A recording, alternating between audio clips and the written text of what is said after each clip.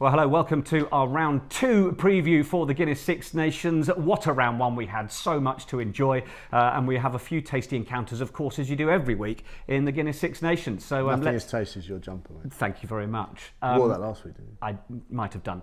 Let's crack on, shall we? Ignoring this one for now. The first game is, of course, Scotland against Ireland. It's 2:15 on Saturday. Roman Poit is the referee for that one. Scotland making 4 changes. Sean Maitland is one invited back into the side for Blair Kinghorn after a hat-trick, so that's nice, isn't it? Yeah, it's always good when you feel like you're in a position where you can drop someone that's got 3 tries and bring someone in. Well, clearly it's a British Lions back 3, isn't it? Yeah. It's an exciting back 3, something that Gregor Townsend's clearly trying to build his team around and trying to get that consistency within their units. I think that's something that's looking quite good for Scotland at the moment. That they're starting to get that sort of regularity of selection, and it's working for them. Yeah, 3 more changes in the pack. Despite that, it's there's Bergen, Josh Strauss, and Johnny Gray in there. Fraser Brown and Pete Horne onto the bench. Of course, Ireland beat Scotland in Dublin 28 points to 8 last year. So how will they fare, knowing they need their first win in the Championship, going to Murrayfield this time around? They make 5 changes themselves. Chris Farrell is in for Ringrose, Carney for Henshaw, Quinn Rue for Devin Toner, of course, those down to injury, and then Sean O'Brien and Jack Conan into the back row. So, Scotland, having got that early win against Italy, will be loving the visit of Ireland now, who desperately need a win. Yeah, definitely. And I think they've already highlighted that. Certainly a couple of the players have come out and said, we now know that this Ireland team, they are beatable, and that's something they're trying to replicate the strengths of England's game last week. Yeah. I think any side that can bring Sean O'Brien back into a team will be in a good place. Clearly they've got an ever increasing injury list. Yeah, that's interesting now how they cope with that, isn't it? Because England had a similar situation this time last year, and now how will probably Eddie Jones is sitting there thinking, how do you like this, Joe? Well, I think also you start to learn. It actually can be taken as a positive as well. So ahead of the World Cup, they learn more about players in big games. They have to. They're hands forced. You're sounding a bit sort of like a cliche coach now. Yeah, sorry, mate. Yeah, let's move on.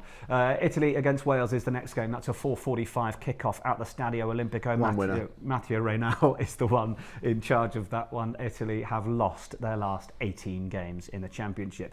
Michele Campagnaro moves into the centre for Italy. Marisi takes over from Tommaso Costello in the centre at 12. I'm going to be watching it with an Italian mate of mine. Any positives for us to give him? I don't think for him, no. No. He does make a very nice tiramisu, though. I can't tell you that. It's excellent, it really is. For Wales, yeah, absolutely. For Wales, a heap of changes. Jonathan Davis is the skipper. Holmes in, Moriarty to the bench, one for the Sherlock Holmes fans. I did nick that off Twitter. And then bigger starts. Thomas Young getting his first start in the Six Nations. And how many times has Alan Wynne-Jones been on the bench for Wales? I can tell you, pub stat, just 8 times in 111 internationals. That's such a bore. Yeah, well, someone might like that stat. Wales are going to thrash them, right? Wales will thrash them, but I think it's a great opportunity, a bit like Ireland. They're learning more about their squad. Now Gatland gets an opportunity to play the likes of Holmes, play Thomas Young in meaningful games without that sort of... you play it a week later or 2 weeks later, and it's against England in the Principality, so it's a slightly different kettle of fish. Yeah. But a good opportunity to learn about those guys that have been performing well, and I think Dan Bigg has been playing pretty well as well, so he deserves an opportunity to play. Italy. One positive, I think, will be bringing Campagnaro back into the centre. He's class. He showed that last year at Twickenham, didn't he? Is there any chance that the amount of changes Wales make right? Good. On to Sunday, England against France. Le Crunch in Twickenham. Do we call it Le Crunch in London, or is it only Le Crunch when it's in Paris? I'm never sure of the... Yeah, I think it's England-France, I've read. Yeah, what's the word I'm after? No, can't remember.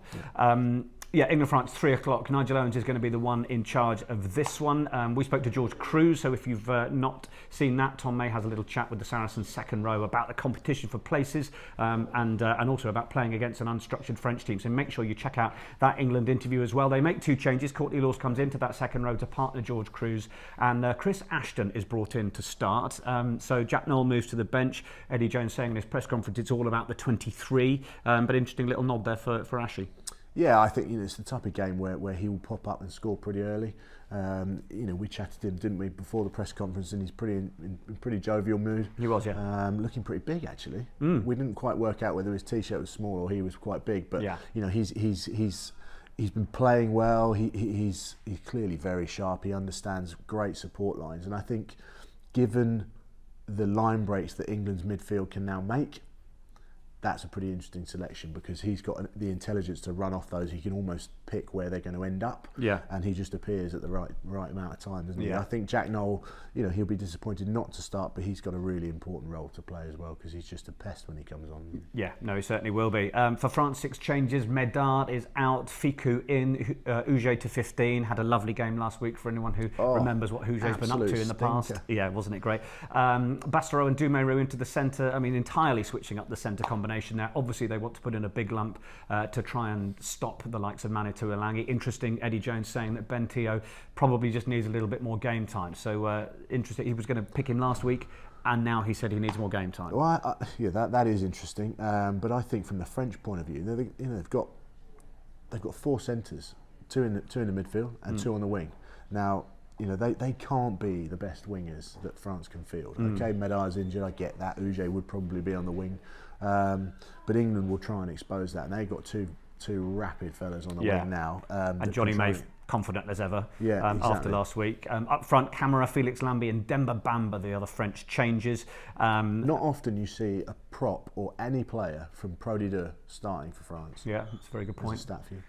How do you think it's going to go? England's defence was a key last week. It's going to be all about wanting to score tries and showing the attack at Twickenham, isn't it? I think so. Yeah, they'll obviously, now they've set the standard for those defence, figures. Yeah, spit it out. Stats, figures, yeah, whatever it is, numbers. 40-odd dominant hits against the Irish. The Irish didn't even make double figures. Yeah. They'll be trying to replicate that, try and shut down the way that France play. Interestingly, Eddie Jones highlighted the fact they've got individuals that can break the game. Rather than it relying on structure, it's individual brilliance that they rely on. Yeah. So that means you've got to shut down space. Good.